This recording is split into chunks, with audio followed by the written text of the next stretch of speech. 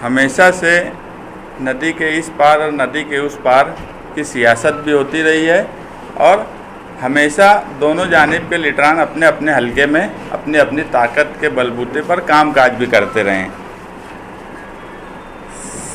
Corporation के इक़्तिदार में हिस्सेदारी भी सभी लोगों ने एक दूसरे की मदद हर वक्त ली है, मगर मालेगांव शहर का मशरक़ी हिस्सा ने हमेशा अपना दबदबा कायम रखा और दबदबा कायम रखने की वजह है कि 80% टैक्स देने वाले अवाम मालेगांव के मशरक़ी हिस्से में रहते हैं। मगर पिछले 4 साल से इक़्तिदार जिस हिसाब से दिया गया और इक़्तिदार में शिवसेना और आउटर की कठपुतली बनकर इक़्तिदार में हिस्सा लेने वालों ने जिस तरह से कामकाज किया, इसकी मुखालफत सिर्फ जनता दल सेकुलर और महागठबंधन आघाड़ी ने ही इस शहर में किया।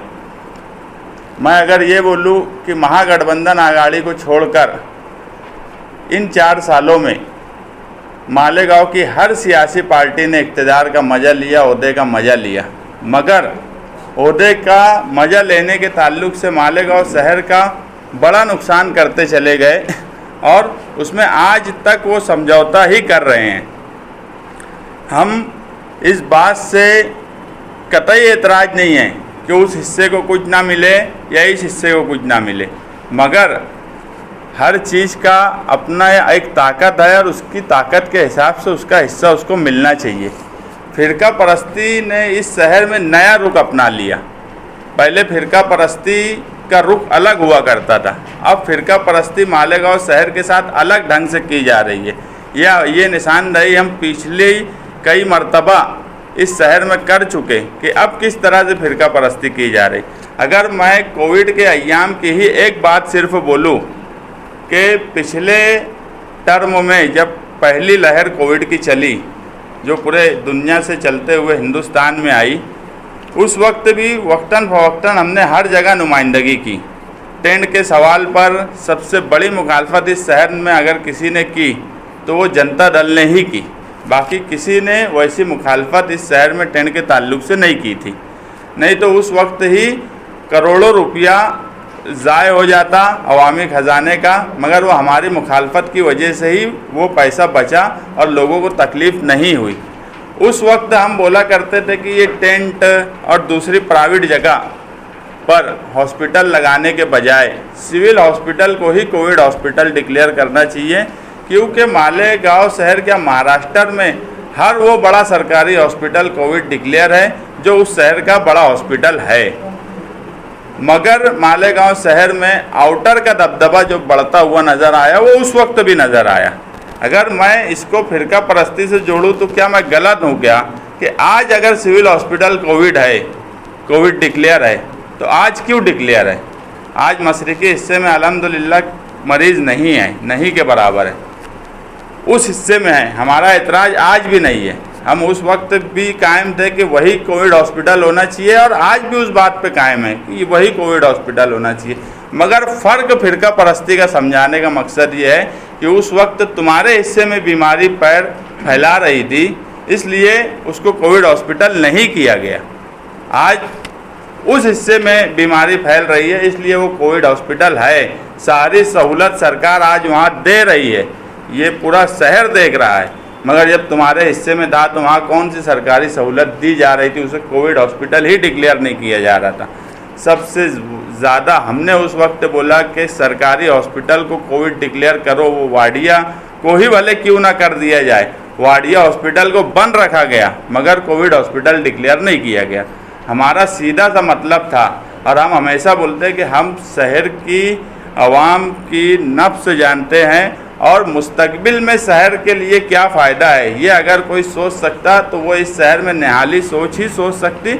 और ये आज भी हर वक्त ये बात साबित हुई है।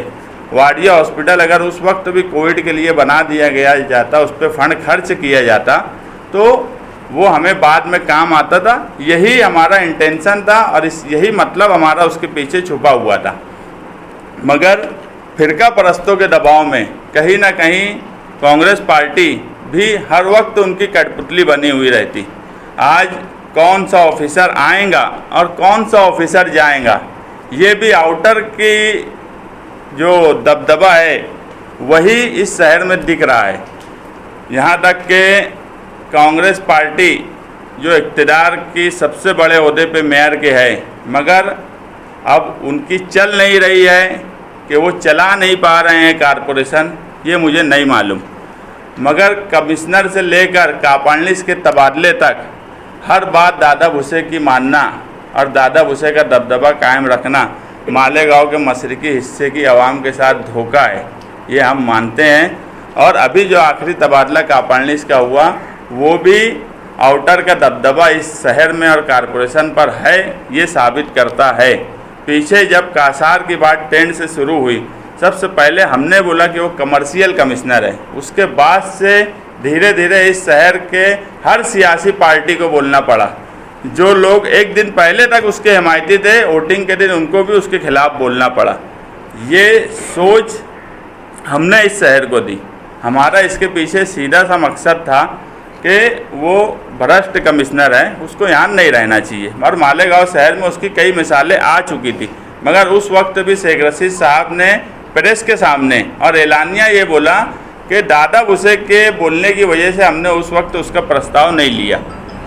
उसके बाद हमको अवामी हवा बनानी पड़ी, और वो अवामी हवा जो बनी उसके बाद सबको मजबूर होना पड़ा। यहाँ तक कि ना चाहते हुए भी दादा भुसे को मजबूर होना पड़ा दीपक कासार के खिलाफ। उसके बाद कमिश्नर की जब दौड़ चली तो इधर तो अब दो पार्टियाँ हो गई हैं, मालेगांव मशरक़ी में सरकार में, और उधर एक ही पार्टी है।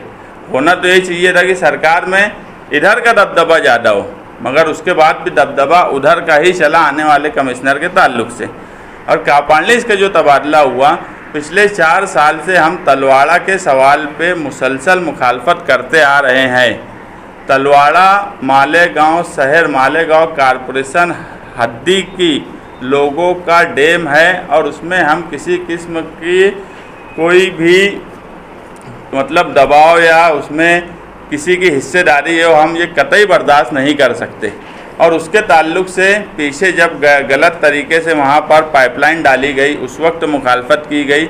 हमने ही महासभा में, जब बुलंद इकबाल महागठबंधन के गठनेता थे, वाहिद महागठबंधन ने उस वक्त मुखालफत की। यहाँ तक कि यजीदी और हुसैनी की बहस भी उस वक्त दी गई। कुछ लोगों ने कहा आज अगर वो वक्त जब आएगा इलेक्शन का तो हम उस पर आवाम के सामने यजीदी और हुसैनी पे उनसे बहस कर लेंगे तलवाड़ा तालाब के ताल्लुक से। मगर अभी पीछे एग्रीमेंट की बात आई। हमने लगभग 4 साल से उस काम को जितनी हमारी ताकत है हम रोकने की कोशिश कर रहे हैं, और अभी तक अगर वो रुका हुआ है तो हमारी वजह से ही रुका है। हमें ये भी मालूम है कि आउटर के एमएलए का, मिनिस्टर का दबदबा सरकार तक है। इधर के लीडरान डरने लगे हैं अब उनसे, हर बात में उनके दबदबे से। तो कहीं ना कहीं वो सब इनके साथ में उनकी मर्ज़ी के मुताबिक कामकाज करेंगे। उसके बाद भी ये हमारी मुखालफत है कि 4 साल से दाबाड़ी को पानी देने का एग्रीमेंट कारपोरेशन नहीं कर पाई। हमने एक नहीं 15 मरतबा कारपोरेशन को लेटर दिया। हमने कई बार तहरीक चलाना पड़ी, धरना देना पड़ा, हमने वो भी किया। पीछे सरकार से कोई मंजूरी आई। उसके बाद दाबाड़ी ग्राम पंचायत ने टर्म और कंडीशन हटी शर्ती डाल के महानगर पालिका को एग्रीमेंट देने के लिए, बगानी करने के लिए कहा। उस वक्त भी रमज़ान शुरू में हमने लेटर दिया कि यार हम एग्रीमेंट चाहते ही नहीं कि दाबाड़ी को पानी का किया जाए। उसके बावजूद दाबाड़ी ग्राम पंचायत कौन होती है जो हटी शर्ती हमको दे, शराइत हमको लिख कर दे, डैम हमारा और शराइत वो लिख कर दे। इतनी अंधेर नगरी चौपट रात चालू है। यही बात पे उप आयुक्त कापालिस उस एग्रीमेंट की तरफ पूरी तरह नहीं जा रहा था। वो एग्रीमेंट के खिलाफ नहीं था, वो खुद भी उनकी बात मतलब जो इक़्तिदार में है उनकी बात अधिकारी सुनता है, मगर कुछ कानूनी पहलू था जिस पे उसका एतराज़ था। उसके बाद मच्छी पालन तलवाड़ा डैम में एक प्रस्ताव और आया, उसके एग्रीमेंट की भी फाइल चलनी शुरू हुई महानगर पालिका में। उस फाइल पे भी ये एतराज़ था कि यार वो तलवाड़ा तालाब जो है वो खालिस मालेगांव शहर के पीने के पानी का है, वो कोई सेती के पानी का नहीं है कि वहाँ मच्छी पालन किया जाए। पीछे हमने देख चुके गिरना डैम में मछली के सवाल पे क्या हुआ था। एक मछली के जहरीला दवा मिलाने के बाद हाहाकार इस शहर में मच गई थी। मगर तलवाड़ा वो गिरना डैम बहुत बड़ा डैम है, मराठवाड़े का सबसे बड़ा डैम गिरना डैम माना जाता, तो वहाँ उसके वो असरात नहीं हो पाए। उसको देखेंगे और तलवाड़ा को कंपेयर करेंगे तो तलवाड़ा बहुत छोटा उसके सामने है। अगर वहाँ कोई मछली चोर या कोई सरपसन अनासिर वहाँ कोई चीज़ पानी में मिला दे, तो मछली की लालच में ही अगर मिला दें तो वो ख़तरनाक साबित होगा इस शहर के लिए। तो मछली पालन का एग्रीमेंट भी ना हो, ये दोनों एग्रीमेंट आउटर के दबदबे की वजह से उनका दबाव बनाने की कोशिश में किया जा रहा है। वो फाइल यहाँ चल रही है। जब उस फाइल पे कुछ टेक्निकल दुश्वारी की बात की गई तो फ़ौरन तबादला कर दिया जा रहा है। तो आप समझ लो अधिकारी आउटर के कितने दबाव में कामकाज करेंगे कि अगर वो कोई कानूनी या टेक्निकली बात भी करना चाहते हैं तो भी उनका तबादला कर देने की बात इतनी ताकत बताई जा रही है ताकि वहाँ पे जो भी अधिकारी रहे वो आउटर के ही दबाव में रहे। और पिछले 4 साल से हम देख रहे हैं कि मालेगांव शहर पहले 99 तक मालेगांव शहर का मुआवजा औरंगाबाद नासिक से किया जाता था। ये हो सकता है तो उस वक्त ये बोला जाता हो कि यार हम नासिक के बराबर है या औरंगाबाद से पीछे हैं या फला शहर से हम बराबरी में हैं उससे पीछे है, पीछे की भी बात हो सकती थी, ये भी हम मानते हैं। मगर जब तरक्की का झूठा नारा लगाया गया तो आज हालात ऐसे हैं कि हमको ये बहालत मजबूरी शहर को बोलना पड़ता है कि हम मालेगांव आउटर से बहुत पीछे हो गए हैं। ये मालेगांव शहर की आवाम बोलती है जो 80% टैक्स देती। तरक्की कहाँ से शुरू हुई और तरक्की कहाँ पर आकर ख़त्म हो रही है, ये भी शहर देख रहा है कि जो नासिक और औरंगाबाद से मुकाबले की बात करते थे, भले पीछे रहने की वजह से पीछे ही हो, मगर मुकाबला किनसे था और आज हम आउटर से हार गए। और इन 4 सालों में जो हम देख रहे हैं पूरा की पूरा फंड दिया जाता है, यहाँ तक के कितने बड़े अगर मिनिस्टर हैं सरकार में, टॉप 5 में मिनिस्ट्री आती है, मुझे बता दिया जाए कि महानगर पालिका को क्या फ़ंड लाकर दिया गया।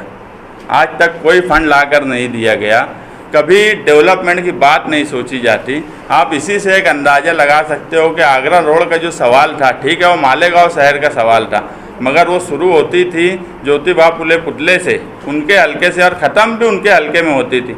और कोई भी मिनिस्टर हो वो पूरी रियासत का मिनिस्टर होता है, और अगर वो उसके हल्के के बाद कोई बात सोचेगा तो उसके बाजू के हल्के के बारे में सोचेगा।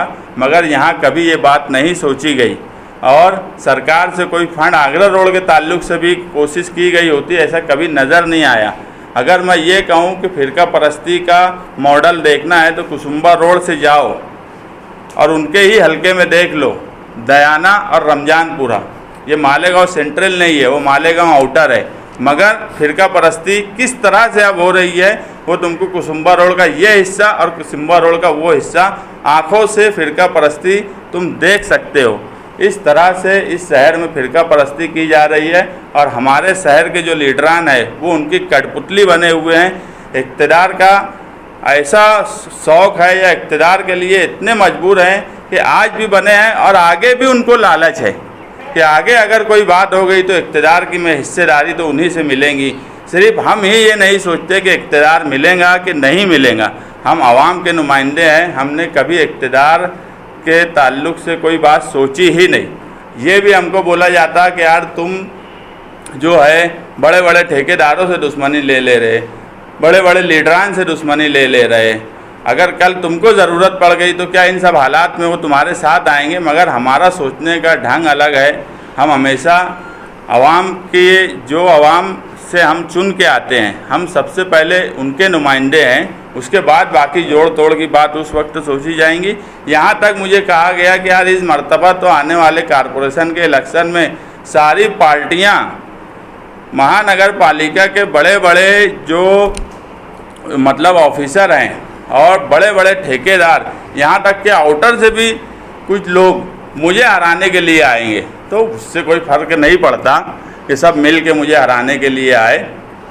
इलेक्शन हार जीत का एक वो होता है, उसमें कोई फ़र्क नहीं पड़ता। और हम मालेगांव सेंट्रल की, मैं तो अब दावे से ये बात बोलता हूँ कि अब इस शहर में मालेगांव सेंट्रल के नाम से ही इलेक्शन भी होगा, क्योंकि 4 साल में जो जो भुगता है इस शहर ने वो सबके सामने है। हमने कमिश्नर को पीछे भी अभी टेंट की ये ऑक्सीजन प्लांट की बात सबसे पहले हमने बोली और कमिश्नर ने ये बोला कि 3.25 करोड़ उसके ताल्लुक से मंजूर भी हो गया।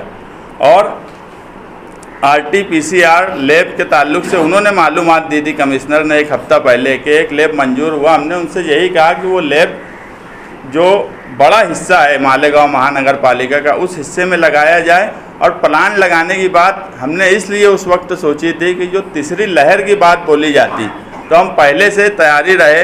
हमारे हिस्से में अल्हम्दुलिल्लाह कोई बात नहीं है और इंशाअल्लाह आगे भी नहीं होंगी, मगर तैयारी होना चाहिए और उसके लिए 3.25 करोड़ कलेक्टर ऑफिस से मंजूरी कमिश्नर ने कहा है कि लेकर आ गया है। और RT-PCR की जो लैब है वो मालेगांव के सेंट्रल हिस्से में लगे, इसकी डिमांड भी हमने कमिश्नर के पास की है।